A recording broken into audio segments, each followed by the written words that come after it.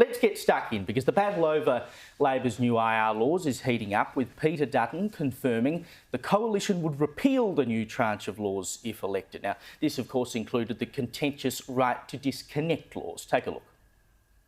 Right to disconnect legislation. Is that something you'll go to the election promising to overturn? Yes, we will. We will take a policy that's in our country's best interests, that provides support to workers, but that doesn't make it impossible, particularly for small businesses, to employ staff. I mean, Paul, this has turned into a big story for obvious reasons, but the number of people this actually affects, like, you know, if you work in a supermarket, right, the boss isn't calling you at 5 a.m. on a Sunday morning asking you to complete a report.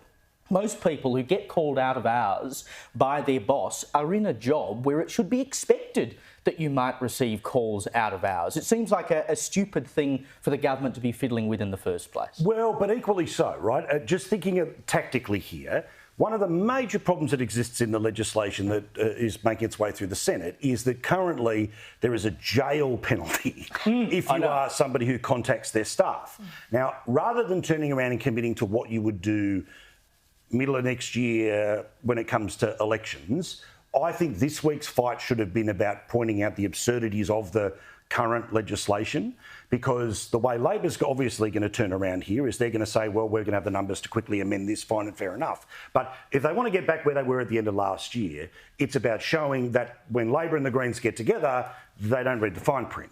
And the fine print in this scenario was about sending bosses to jail. So I don't think that we should be getting to so what are you going to do after the election? They should be getting back to the unpicking the problems of this legislation now, because now once you've turned around and said we're going to repeal it, as always, governments get to turn around and say, well, whatever the single most popular, single most benign and single easiest part of the industrial relations reform, now evil little Dutton wants to take it away from you. I think you're absolutely correct. I think he's done exactly what Susan Lee did when she said, oh, absolutely, we'll bring back stage 3. He's walked into a classic wedge where Labor will now be able to go to the election and say, if Peter Dutton gets elected, your boss will be able to harass you at any time of the day or night, any time without any repercussions whatsoever. Is that really what you want from your job? And it will be a hysterical scare campaign, sure, but we know that they work, and that's what's it's more than now. Hysterical, though. I mean, look, if you're working in a job, Caroline, where your boss is calling you 5 times a day after hours, go and get another job. Word gets around, people won't want to work there anyway. Surely the free market can decide these things without having to say, well, you should be potentially facing jail time or some other penalty because you call your staff too much. What do you expect? Well, other than the fact that it's such a foreign idea to me as a journalist in the first place, because it's not a 9-to-5 job, and we get caught. In fact, I think the bosses want to take out these laws against me because I'm always pitching them ideas out of their office hours. But I do think what is so ridiculous to me is that there is already avenues in place for people to go to the Fair Work Commission and say, my boss is harassing me, my boss is calling me too often out of hours. There is already an avenue in place. So it just seems like more red tape, more things that could potentially affect productivity, could affect small businesses that is not necessarily needed because there are already Which is why I think that part of the response from the opposition should have been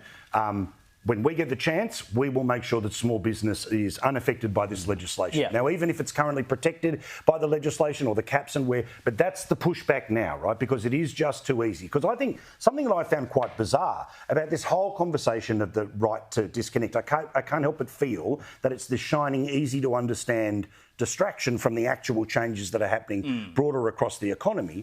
But I didn't see a lot of evidence in the advocacy of the bill for how big the problem was that they were trying to reverse the legislation. So in many ways, call BS on their argument and guarantee that the people you want to be your natural constituency won't be affected. Because the problem is, fairly, unfairly, and I suggest unfairly, industrial relations, work choices has been a problem for Liberal state and federal since 2007. Yeah. Now, of course, the Labor Party can get things like 45% emissions targets rejected in 2019, but 43% is completely different. You know, they can turn around and, as I put forward the other day, plenty of things that were rejected in the 2019 campaign have been reheated by this current government. For some reason, the left is able to always go back to its core principles, but the Liberals, if they dared even make a change in the general area, the worst example of their changes become weaponised against them.